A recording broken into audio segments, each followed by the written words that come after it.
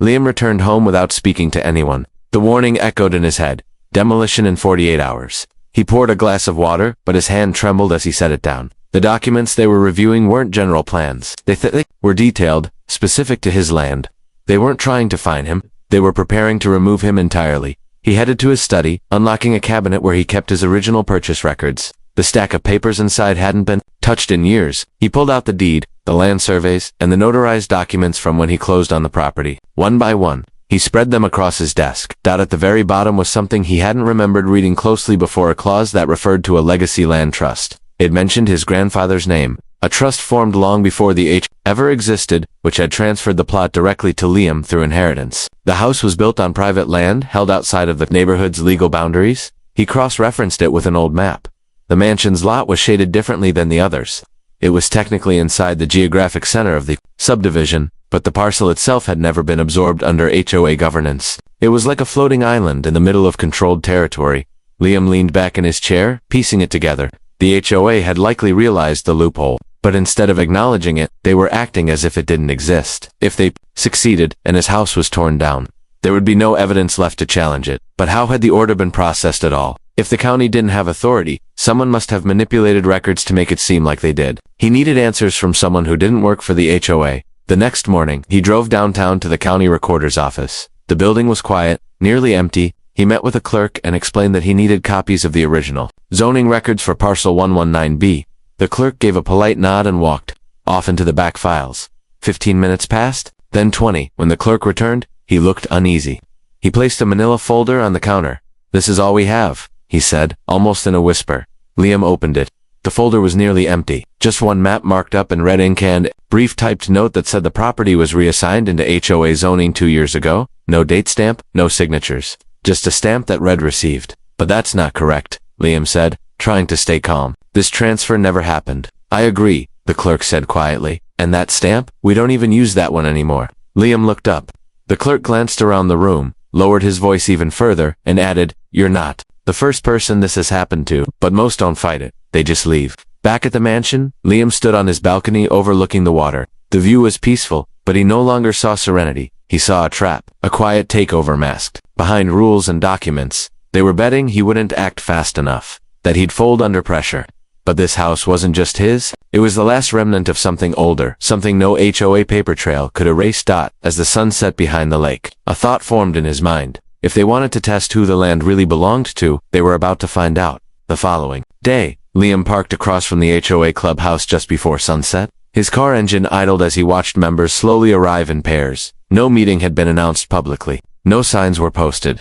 Yet by dusk, at least 6 board members had entered the building. They didn't use the front door. They slipped in through the side, as if trying not to be seen. Liam waited until the lot was quiet, then crossed the street and circled around the back. The side door was locked, but the blinds in the small window beside it were drawn unevenly. Through a narrow gap, he could see inside. A projector lit the room. Evelyn stood at the front, pointing to an enlarged diagram on the wall. Liam recognized the shape instantly. It was his property. The layout had been traced over, and bright markers outlined areas with letters and numbers he didn't understand. The words were muffled, but he caught enough to realize what was being planned. "This structure is entirely not compliant," Evelyn said, tapping her pen against the screen. "It wasn't reviewed under our standards when it was built, so it doesn't fall under grandfather protections." Another member leaned forward. "But it's not technically in our district lines." She didn't flinch. "Our new overlay map shows it as the adjustment was approved internally last quarter." Liam narrowed his eyes. What overlay? He'd never received anything like that. A second voice spoke. "Does the county know?" "They don't need to," Evelyn replied. "By the time they ask questions, it'll already be gone."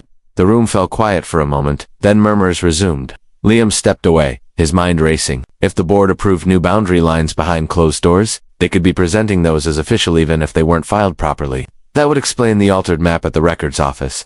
They were rewriting the neighborhood on paper to gain control of what they couldn't reach legally. He returned to his car and made a list. Every action they'd taken had followed a predictable path: warning, silence, manipulation. But their weakness was speed. They were acting fast, hoping no one would push back. And now, he needed to slow them down. He called an old acquaintance, Tillman, a retired land surveyor who used to work with the county. They hadn't spoken in years, but when Liam explained the situation, Robert agreed to meet him the next morning. As night fell, Liam sat in his office, rereading the land trust clause again. The more he studied it, the more certain he became. His land had never changed hands. not legally, not on any document with authority. He heard a soft click near the back of the house.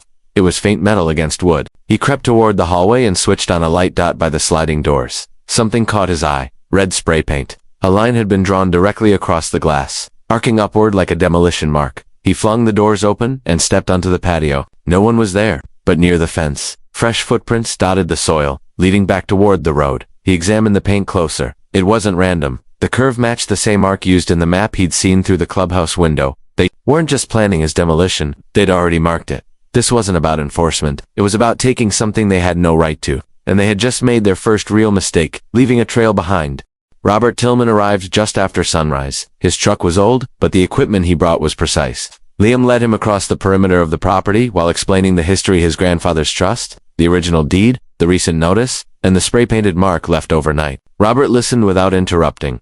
After walking the boundary, Robert unfolded his own county map from over 30 years ago. The lines were hand-drawn in some places, faded in others. But when he laid it against Liam's printed deed, a small detail stood out. This corner here, Robert said, pointing to a sharp curve along the lake, that's the edge of the trust land. It's never been annexed. Not back then, not now. Liam narrowed his eyes. Then how did they get the map changed? Robert shrugged. If the board submitted their own overlays and someone lazy or corrupt in the records office accepted them, it's not hard. No one checks if you make it look official enough.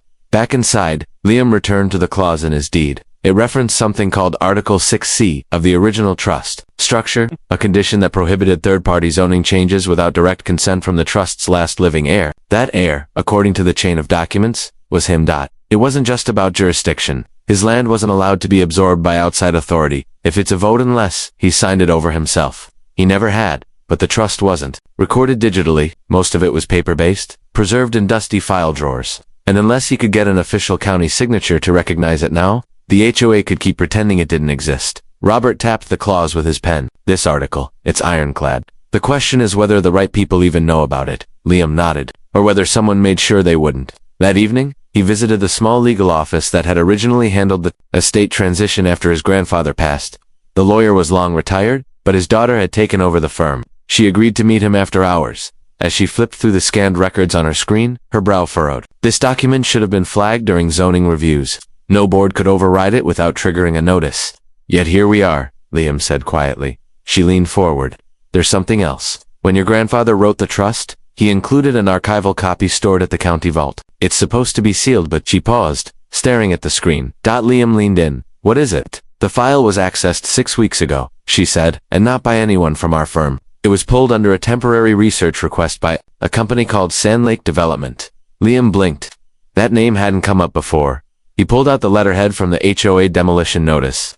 At the bottom, in fine print, was a firm listed as project review consultant. Sand Lake Development. He leaned back, suddenly cold. The HOA wasn't just trying to demolish his house. They were working with a private company, one with a clear interest in removing the mansion and claiming the land beneath it. A company that had quietly looked into the trust document and likely ignored what it said. As he drove home, Liam noticed a utility truck parked near the edge of his property. A man in a reflective vest stood beside it, aiming a small device toward the house. Liam slowed down, rolled down his window, and asked, "You with the county?" The man glanced up, then down again. Boundary check. But the logo on his vest didn't match any county department, and his badge was turned just slightly out of sight. Liam drove on slowly, watching in the rearview mirror. Something had shifted. They weren't hiding anymore. They thought he wouldn't notice. But now, he had something they didn't expect. They'd crossed a line. Liam stayed up most of the night reviewing his files. He marked sections in red, underlined property dates, and attached sticky notes to every clause, referencing land ownership. The trust was strong, legally untouched. But the clock was moving faster than logic. He had 30 hours left before the demolition deadline. The next morning, he visited the planning office at City Hall, bringing the trust paperwork with him. But the woman at the desk only stared at the documents with a glazed expression. "This looks like a private inheritance record," she said. "We don't manage this category." "I'm not asking for zoning," Liam replied. "I'm asking why a demolition order was approved for land that isn't in your jurisdiction." She hesitated. Then, after a glance around the room, leaned slightly forward. "There's been an uptick in private revisions, usually flagged by HOAs. If they come packaged with development proposals, we're told to process them fast." Liam's chest tightened. "You're saying someone presented this land like it was already part of their plan?" She nodded, almost apologetically. "I'm not supposed to name firms, but there's a real estate group pushing projects along the lake. They've filed 6 annexation overlays since March." He thanked her and left. The pieces were connecting faster than he'd hoped. The firm wasn't just working with the HOA, were preparing a much larger development, and his house was in their way. Back at home, the air felt heavier. The silence didn't soothe him anymore. It crept. By late afternoon, a knock echoed through the hallway. He opened the door slowly, half expecting another notice. But instead, an elderly man stood at the threshold. He wore a neat sweater, carried no briefcase, and had sharp, quiet eyes. "Mr. Porter," the man said softly, "I'm Alan Wexler. I served on the first HOA board in this neighborhood 30 years ago." Liam stepped back cautiously. "You're not on the board now?" "No, I left before Evelyn ever joined. But I heard what's happening to your house, and I thought you deserved to know something." Liam let him in. They sat by the wide windows overlooking the lake. Alan didn't look rushed. He studied the trees as he spoke. "Your grandfather," he began, "refused to join the association when they formed, said the land was given to him directly by the county for floodplain maintenance after the war. His house was the first built here." Liam nodded. "I found a clause in the deed. It protects the trust from third-party zoning." Alan smiled faintly. "We all knew about it, but as the HOA expanded, people stopped questioning where the boundaries ended. Evelyn, she's always wanted that land. Years ago, she proposed building a boardwalk across your lakeside edge." Liam blinked. "She what?" Alan leaned in slightly. "She was shut down then, but lately, I've heard things about development. They've been in talks with the board, offering incentives for reclaimed land." "Incentives?" Liam asked. "Cut of the profits? Upgrades to their homes? Silent partner clauses? You name it." Liam sat back, and no one pushed back. Alan's face darkened. "No one who still lives here." The room went quiet for a moment. Then Alan stood. "I can't stop them, but I can tell you this. If they break ground on your land, you'll lose every chance to prove it was stolen." He turned to the door, pausing once more. "Whatever you're planning, start before they do that night." Liam opened his safe and removed a sealed envelope, one his grandfather left him long ago. He had never opened it, but now, something told him it was time. Inside, he found a handwritten letter and a faded black and white photo. The letter described a land patent signed by a county commissioner, older than any trust document he'd seen. And the photo, it showed the foundation of his house being laid with county officials, smiling in front of a sign that read, "Protected easement, private trust." They hadn't just overlooked the law, they'd built their neighborhood on a lie. By morning, Liam had scanned the photo and the letter. The commissioner's name on the easement was clear, Thomas Harwin, dated 1964. It predated every HOA zoning file, every board formation, every overlay, and it wasn't just a claim. It was a permanent declaration from the county to keep the land in trust. Insulated from reclassification, he printed 5 copies. His first stop was the county records office. He asked for the supervisor when she arrived. Liam handed her the documents without a word. She read the letter, studied the photo, then looked up. "Where did you get this?" "It was sealed with my grandfather's estate," he said. "This house isn't just on trust land. It was part of a protected zone, signed into law by the commissioner himself. And that document was never revoked." She tapped her pen nervously. "This changes things." "Then change them," Liam said. "I need to file it through the legal channel. That can take time." "I don't have time." She hesitated again. Then she looked over her shoulder and lowered her voice. "I've seen that firm's name Sanlik in several rushed filings. One came with a private memo. It didn't look right."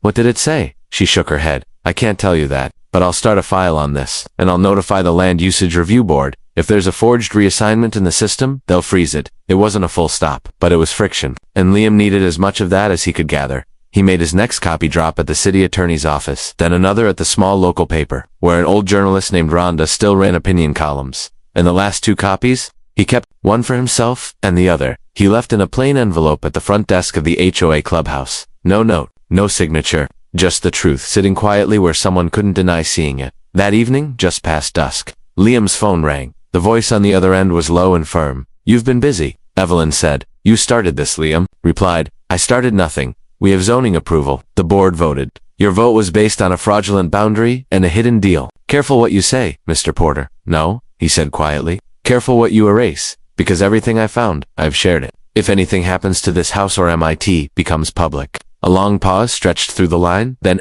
Evelyn spoke again. "This neighborhood was built on structure, on order, that trust. It's a dead document."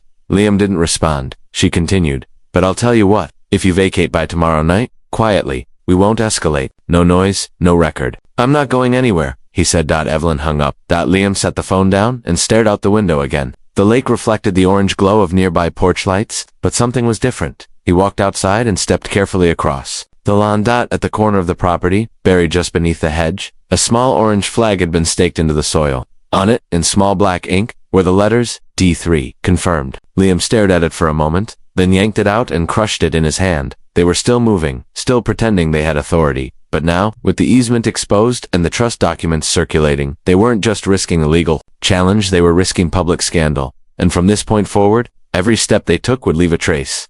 Liam didn't sleep. The tension in his chest never eased. It wasn't fear anymore, it was anticipation. A pressure building, like storm clouds hovering just out of sight by morning. The air felt charged. When he opened the front door, a folded paper had been slipped through the mailbox slot. It wasn't an official letter, no return address, just his name scribbled across the front in thin, almost nervous handwriting. He opened it slowly. Inside was a single line. The vote wasn't unanimous. Ask Sylvia. Liam stared at the name. Sylvia Naring, HOA board treasurer. Always silent during meetings, always deferring to Evelyn. He'd barely heard her speak in public. But now, someone wanted him to know she hadn't supported the order. Found her house Isley. It was 3 blocks over. A quiet yellow cottage with a sagging porch swing and ceramic owls lining the railing. He knocked twice, and after a pause, she opened the door halfway. She looked tired and cautious. I was told you voted no, Liam said. She didn't invite him in, but she didn't shut the door either. I did, she replied, but the vote was sealed before the meeting started. He frowned. Sealed? How? Evelyn brought pre-filled proxy forms. Said the other members had agreed. She just needed one more name to make it appear unanimous. I refused. Why didn't you say anything? Sylvia glanced behind her, as if someone might be listening. Because, she told me Sand Lake was already moving equipment. That the contracts were signed. She said resistance would only make it worse. Liam nodded slowly, but they weren't signed. I didn't know that then, she said. He stepped back. Would you be willing to say all of this in writing? Maybe even on the record? Sylvia hesitated. Then she looked him in the eyes, and gave a small nod. Later that day, Liam returned to his property to find a black SUV idling across the street. 2 men inside wore collared shirts and dark glasses. Not officials, not law enforcement, just watching. He didn't approach them, didn't need to. They weren't there to act, they were there to send a message. But Liam had messages of his own. The journalist, Rhonda, had emailed him back. She'd begun writing a column about the HOA's demolition order but was now shifting. The focus, with the land easement and the vote irregularities, it was no longer just a homeowner's struggle, it was a developing scandal. She requested an interview. Liam agreed. By evening, a new voice joined the conflict. His attorney, yes, the same firm that had archived the trust, filed a temporary injunction with the county court. It was a preemptive freeze on any physical action taken against the property. Pending review of the 1964 easement and HOA procedural violations. The injunction wouldn't stop everything, but it would make every move the board made from this point forward subject to scrutiny. That night, Liam walked the perimeter of the house again. This time he wasn't looking for flags or footprints. He was inspecting the edges, documenting everything. He took photos, recorded videos, and noted TIMESTAMPS. If they tried anything now, they'd be caught. When he came back inside, he found an email waiting for him. It was from an anonymous account. No name, no signature. Attached was a blurry photo taken from a camera phone, probably hidden. It showed Evelyn in a conference room. Beside her was a man in a Sand Lake development badge, and behind them, taped to the wall, was a printed map with a bold heading at the top. Phase 1. Lakeview Condos. Site clearance by Friday. Liam stared at the image. That wasn't a future plan. That was a deadline. And if Friday was the target, then the next move would come in less than 24 hours. The clock read 11:46 p.m. The wind off the lake had picked up, brushing the tall grass and soft waves. From the porch, Liam could see the reflection of his house stretching across the water. Peaceful on the surface, but he didn't feel peace. He felt something else. Stillness too quiet to be normal. He checked the security cameras again, for motion sensors, all online, no movement at the gates.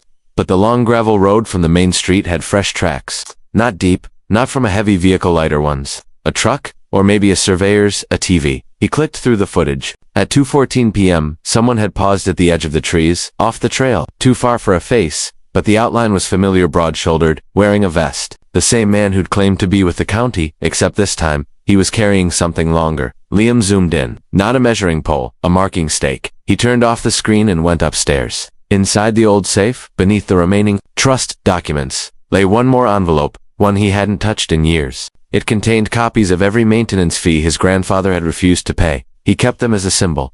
Now they had a second use. He scanned them and drafted a report. Violation notices, fee threats, all sent by the HOA. All refused, and none ever enforced. It proved something crucial. The HOA had never legally held jurisdiction over this land. If they had, they would have acted years ago. Instead, they avoided confrontation until Sand Lake offered them something bigger.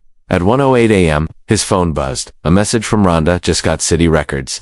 Your parcel was marked disputed 2 weeks ago, but no public posting. That's a breach. I'm publishing at dawn. Liam stared at the screen. If she released the article before morning, the board couldn't hide anymore. He sent her the anonymous photo from the Sand Lake meeting and hit send. Then he stepped outside and waited. The wind had shifted. The stillness wasn't peaceful anymore. It was expectation. At 2:35 a.m., headlights cut across the ridge. Not bright. No sirens. Just one vehicle, coasting slowly along the gravel. Liam didn't move. A utility truck stopped just past his property line. 2 men stepped out, both wearing company jackets. One carried a clipboard, the other held a flashlight. Liam walked down the driveway and didn't say a word until he was close enough to see their badges. Do you have a court order? He asked. The man with the clipboard blinked. We were told this was cleared by whose site logistics Sand Lake. They said the structure was to be tagged for teardown, not without review. There's an injunction. The second man checked his phone, scrolling fast. He looked at his partner and shook his head. Wait, the first man said. We're not the crew.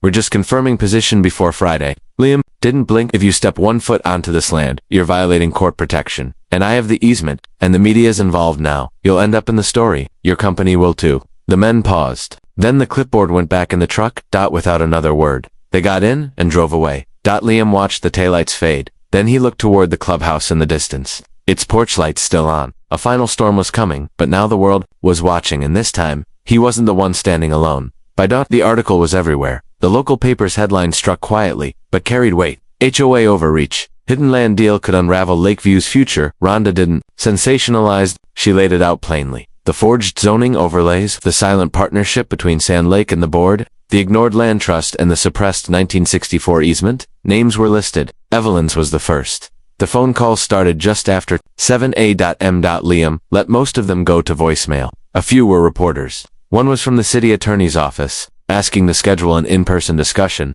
but the most surprising call came from Sylvia. Her voice was shaky. She resigned this morning. Evelyn left a note with the HOA board, said she was stepping away for the good of the community. Liam didn't speak right away. Sylvia added, but it's not over. They're trying to claim the rest of... The board wasn't aware of her actions. She didn't act alone, Liam said. No, Sylvia admitted. But without her, the other members are scrambling, and there's talk. The development deal is falling apart. The pressure had cracked something. Later that day, Liam walked the perimeter again, not as a man under siege but as a landowner, finally standing on firm ground. A large envelope arrived by courier. Inside were official copies of the court's initial review findings. The easement was considered valid, and the demolition order was declared unauthorized under both county and HOA governance rules. A second document arrived hours later but clearly drafted by Sand Lake's legal team. It was a voluntary withdrawal notice, disclaiming interest in the parcel. No admission of wrongdoing, no apology, just distance. They were backing off. That night Liam stood on the lakeside. The sky was clear, and the wind had settled. He could see the silhouette of his house in the water again. This time, the reflection didn't look fragile. It looked planted, unshakable. The next HOA meeting drew a crowd. Not just members, but neighbors, city officials, and even a local news crew. Liam didn't speak during the first half. He just listened. The board tried to reframe everything, calling it a miscommunication, a misunderstanding, a temporary oversight. Then Sylvia stood up. She unfolded a paper and read a resignation from the board and a statement detailing what Evelyn had done, including her attempt to silence dissent through pre-filled proxy votes. It wasn't loud. It wasn't dramatic, but it hit harder than anything else said that night. When she finished, she sat down, and the room stayed quiet. One by one, neighbors began standing up, not to defend the HOA, but to question it, to ask who actually benefited from the board's decisions, to ask where the money had gone. By the time Liam left, the air had changed. This wasn't about him anymore. This was about Contraland, who really had it. Days later, a letter arrived from the city. The land surrounding Liam's house had been officially reflagged as protected trust property, not just preserved but recognized publicly as off-limits to all zoning alterations without federal-level review. There would be no condos, no site clearance, no more threats in the night. Liam folded the letter and placed it beside the black and white photo of his grandfather and the county commissioner. He didn't frame it, didn't boast out. He just walked outside and watched the breeze ripple across the lake. The neighborhood had tried to erase him, but the ground told a longer story, and now, it would never be forgotten.